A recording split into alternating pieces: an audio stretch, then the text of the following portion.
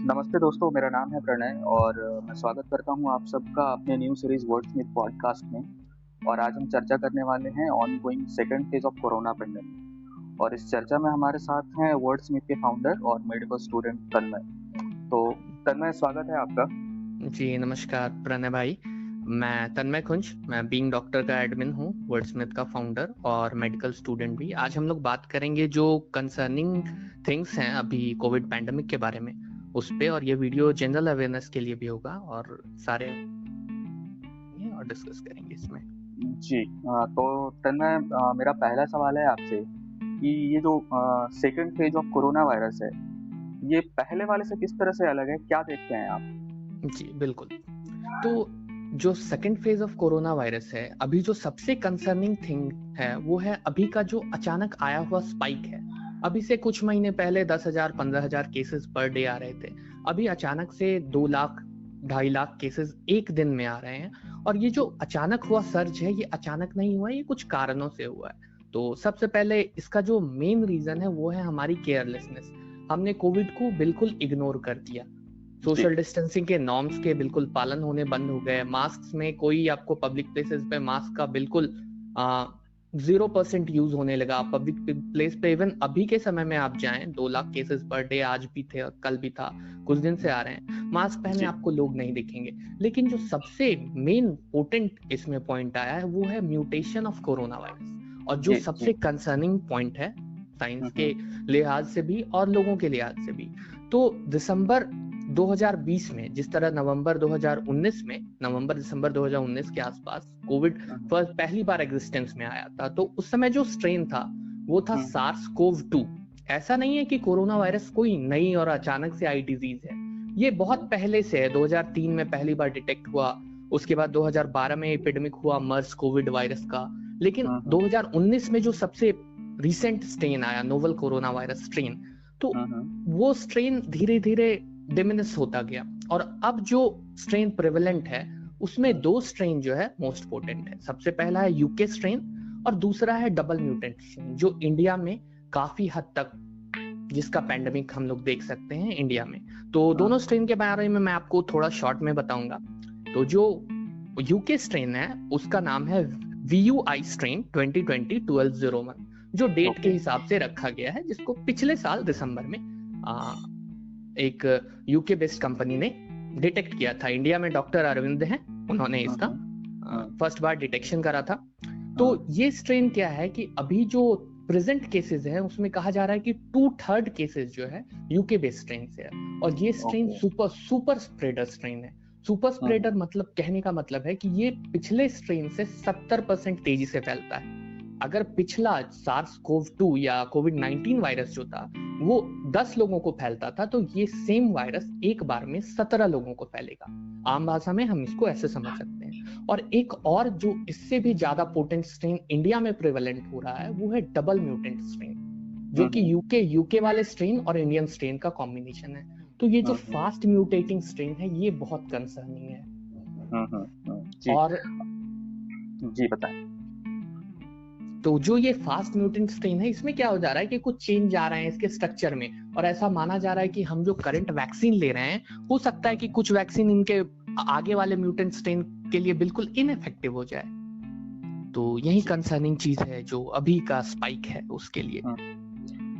तो अभी सरकारें अपने हिसाब से लॉकडाउन्स लगा रही हैं। केंद्र सरकार ने हालांकि तो ऐसा कुछ नहीं कहा, बट ह्यूमन चेन को तोड़ने के लिए कई सरकारें अपने हिसाब से लॉकडाउन लगा रही है। जैसे महाराष्ट्र में हम देख सकते हैं, जैसे हम छत्तीसगढ़ में देख सकते हैं। तो आपको क्या ऐसा लगता है कि ये ह्यूमन चेन को तोड़ने के लिए लॉकडाउन एक इफेक्टिव सॉल्यूशन है? जी, पहले इसको समझाने के लिए मैं थोड़ा पास्ट में जाऊंगा। जो सबसे बड़ा पैंडेमिक अभी तक का पूरे वर्ल्ड का कहा जाता है वो है स्पेनिश फ्लू। 1918 ईस्वी में स्पेन में H1N1 वायरस पहली बार आया और इसने भारी तबाही मचाई। और उस समय कहा जाता है 200 मिलियन लोग इससे अफेक्टेड हुए। और अगर हम कोविड का 200 मिलियन बोले तो 20 करोड़ लोग स्पेनिश फ्लू में अफेक्टेड हुए, जिसमें 20 मिलियन यानी कि 2 करोड़ लोगों की मौत हुई। मतलब आप देख लीजिए, 20 करोड़ में 2 करोड़ लोगों की सीधे तौर पर मौत हो गई। 10% के आसपास मोर्टेलिटी रेट था। तो उस समय क्या था कि हमारे पास कोई एडवांस सॉल्यूशन थी नहीं। तो उस समय सरकारों ने, जो करंट गवर्नमेंट थी या उस समय जो भी एम्पायर्स थे, उन्होंने अपने हिसाब से लॉकडाउन लगाया, सोशल डिस्टेंसिंग करी और मास्क का इसी तरह से यूज किया जाने लगा। तो कुछ समय बाद क्या हुआ, केसेस घट गए। लेकिन जैसे ही लॉकडाउन को खोला गया, लोगों को लगा अब वायरस खत्म हो गया है और लोग अपने हिसाब से बाहर निकल गए। लोगों की केयरलेसनेस बिल्कुल बढ़ गई और फिर जो सेकेंड वेव आई उसने भारी तबाही मचाई। ऐसा माना जाता है कि इंडिया में 20 मिलियन यानी 2 करोड़ लोग उस समय अफेक्टेड थे और ये अभी तक कोविड का डेटा, उस डेटा को, स्पेनिश फ्लू वाले डेटा को ओवरकम नहीं कर पाया है। अब कोविड की बात करते हैं। कोविड में भी बिल्कुल ऐसा ही हुआ। हम लोगों ने लॉकडाउन का एक फेज देखा, तकरीबन 1 साल 11 महीने का लॉकडाउन रहा। लॉकडाउन के बाद लोगों ने पूरी लापरवाही बरती, सारे फेस्टिवल्स या जो भी कहते हैं पब्लिक प्लेस पर सोशल डिस्टेंसिंग के नॉर्म्स के बिल्कुल पालन नहीं किए गए और उसके बाद हमने गैदरिंग्स, पब्लिक गैदरिंग्स और सबने अवॉइड करा। सबने सोच लिया कोविड बिल्कुल खत्म हो गया है, हमें डरने की कोई जरूरत नहीं है, वैक्सीन आ गया है, अब कोविड एलिमिनेट हो जाएगा। बिल्कुल गलत। वायरसेस की एक प्रवृत्ति होती है म्यूटेशन की। तो जब तक हम लोग इसको अपने जीवन का हिस्सा नहीं मानेंगे और हम लोग खुद के लिए अवेयर नहीं होंगे, लॉकडाउन से सेकेंड वेव के बाद एक थर्ड वेव आ जाएगी। अगर आप सब कुछ रोक देते हैं और फिर सब कुछ वापस स्टार्ट होता है तो एक सर्ज आता है, क्योंकि सब कुछ अचानक स्टार्ट होता है। जैसे अभी का सर्ज जो है, ये फेवरेबल टाइम होता है सर्ज का। क्यों? क्योंकि लोग फेस्टिवल में घर लौटते हैं, दूसरे जगहों से होली का समय होता है। पिछले बार भी होली के समय से ही सर्च स्टार्ट हुआ था, लेकिन कुछ वक्त बाद सर्च आया था। ठीक है, तो कोविड के लिए संपूर्ण लॉकडाउन तो इकोनॉमी के लिए भी बुरा रहेगा, लोगों के लिए भी बुरा रहेगा और ये पैनिक की स्थिति बना देगा। और जैसे ही लॉकडाउन खत्म होगा या पार्शियली एलिवेट होगा, केसेस फिर बढ़ना शुरू हो जाएंगे। तो इसके लिए हम लोग कुछ नॉर्म्स अपना सकते हैं। जैसे हम लोग के घर में हम लोग ये कर सकते हैं कि कोई एक मेंबर को हम लोग कह दे कि आपको बाहर जाने का काम दिया जा रहा है, या किसी एक मेंबर को डेजिग्नेट कर दे कि आप बाहर आने जाने के काम के लिए हैं। जो घर के एल्डर मेंबर्स हैं उनको कोशिश करें वो घर में रहें, या फिर क्रोनिकली इल हैं तो वो लोग घर में रहें। पूरी तरह से लॉकडाउन होना मेरे हिसाब से इस समस्या का हल नहीं है, क्योंकि इसके बाद जो फेज आएगा वो फिर से केसेस को बढ़ाने वाला होगा। आपने वैक्सीन की बात करी, तो मेरा जो अगला सवाल है, बेसिकली उस सवाल में 2 सवाल है मेरे कि जो ये अपना म्यूटेशंस चेंज कर रहा है, जो ये वायरस है, तो प्रेजेंट में जो अपने पास वैक्सीन अवेलेबल है, क्या उस नए म्यूटेशन पे इफेक्टिव है?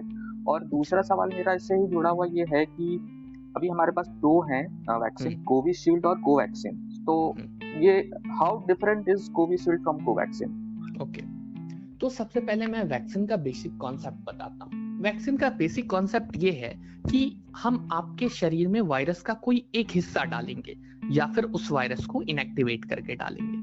आपके शरीर को ये लगेगा कि आपको कोविड हुआ है, लेकिन आपको कोविड के सिम्टम नहीं आएंगे और आपका शरीर उसके अगेंस्ट एंटीबॉडी बना लेगा।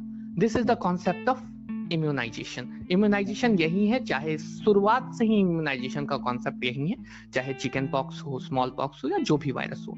कोविड के लिए भी हम लोग ऐसा ही करते हैं। कोविड के लिए हम लोग बेसिकली जो हमारा, या तो हम लोग वायरस को इनएक्टिवेट करके डालते हैं या नॉन रेप्लिकेटिंग वायरस फैक्टर होते हैं। तो अब मैं 2 वैक्सीनों के बारे में थोड़ी थोड़ी चर्चा करूंगा।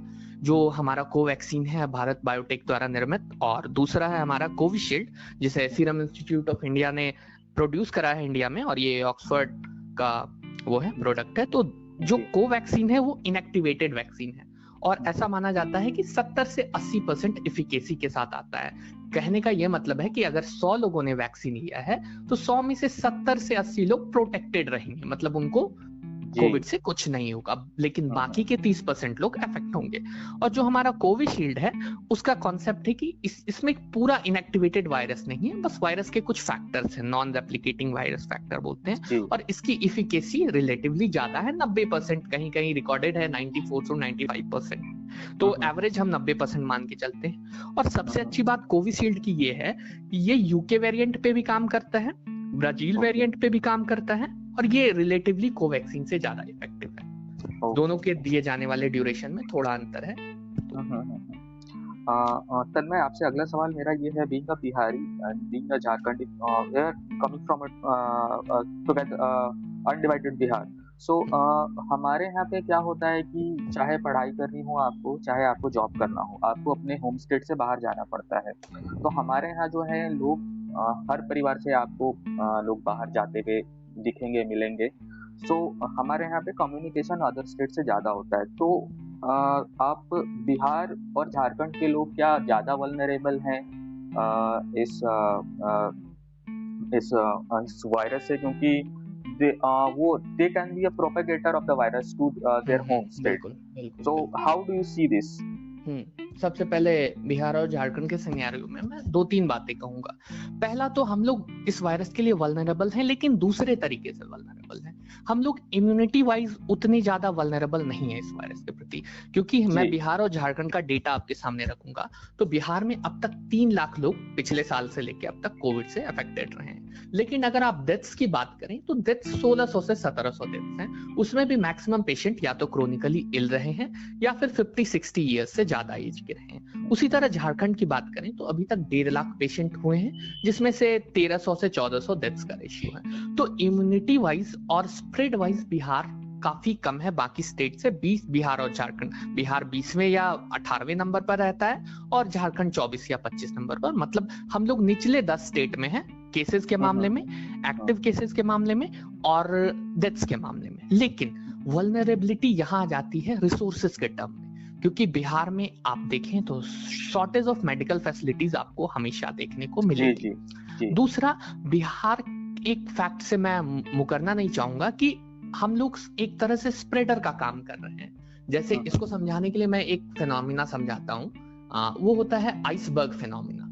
आइसबर्ग फिनोमिना में ये होता है कि जैसे आप समुद्र में एक बड़ा सा विशाल बर्फ का आइसबर्ग देखते हैं, तो आपको ऊपर आइसबर्ग का एक छोटा सा हिस्सा दिखता है, लेकिन आइसबर्ग का मेजर हिस्सा पानी के अंदर छुपा होता है। उसी तरह से मेडिकल में हम लोग बोलते हैं आइसबर्ग फिनोमिना में ऐसे केसेस जिसमें सिम्टम नहीं आते और वो लोग स्प्रेड करते हैं, वो डिजीजेस को स्प्रेड करते हैं एक जगह से दूसरे जगह, दूसरे जगह से दूसरे जगह। तो ऐसे लोग स्प्रेडर का काम करते हैं या कैरियर का काम करते हैं। ठीक है, तो बिहार में क्या है, मैक्सिमम केसेस पिछले बार के डेटा में था कि 96 to 98% केसेस एसिम्प्टोमेटिक थे, पेशेंट को कोई सिम्टम नहीं आए, कोई दिक्कत नहीं हुई। तो रिलेटिवली अगर हम सिवियरिटी वाइज देखें तो बिहार और झारखंड ज्यादा वल्नरेबल नहीं है। लेकिन जितने केसेस आ रहे हैं उन केसेस के वाइज और हमारा जो मेडिकल इंफ्रास्ट्रक्चर है बिहार झारखंड का, इवन झारखंड में बेड की शॉर्टेज इतनी है कि लोगों को हॉस्पिटल के बाहर रखना पड़ रहा है। अभी जो एनएमसीएच है, बिहार की बात करें तो एनएमसीएच है और पीएमसीएच है, इनको डेडिकेटेड कोविड अस्पताल बनाया गया है नीतीश कुमार के द्वारा, लेकिन वहां पर भी हालात कुछ अच्छे नहीं है। तो बीइंग अ मेडिको मैं ये कहना चाहता हूँ कि अभी नॉर्मल पेशेंट को मतलब देखने में दिक्कत हो रही है डॉक्टर्स को। तो हम लोग रिसोर्सेज वाइज ज्यादा वल्नरेबल हैं, क्योंकि हमारे पास अगर स्प्रेड होता है तो उसको कॉम्बैट करने के लिए प्रॉपर रिसोर्सेज नहीं है, तो ये एक पैनिक की स्थिति हो जाएगी। बीइंग अ मेडिको, मैं आपसे अगला सवाल ये आप एक मेडिकल स्टूडेंट हैं, तो मैं आपसे अगला सवाल मैं ये पूछना चाहूँगा कि अभी सभी बातें कर रहे हैं कि हम सोशल डिस्टेंसिंग का पालन करें, हम अपने हाथों को या साबुन से या फिर जो अपने पास सैनिटाइजर है उससे हाथ अपने साफ करें, मास्क लगा करके रखें, ये सभी बता रहे हैं। एज अ मेडिकल स्टूडेंट आप कुछ इससे इतर सलाह देना चाहेंगे? जी, जरूर। तो सबसे फर्स्ट थिंग तो ये है कि जो प्राइम जो आप कर सकते हैं एट लीस्ट टू लिस्ट है वो है मास्क। एनी हाउ, इवन आप घर में रहे तो मास्क पहने। और सेकेंड थिंग आप कर सकते हैं कि क्योंकि ये जो वायरस है इसका मोड ऑफ ट्रांसमिशन है रेस्पिरेटरी ड्रॉपलेट्स।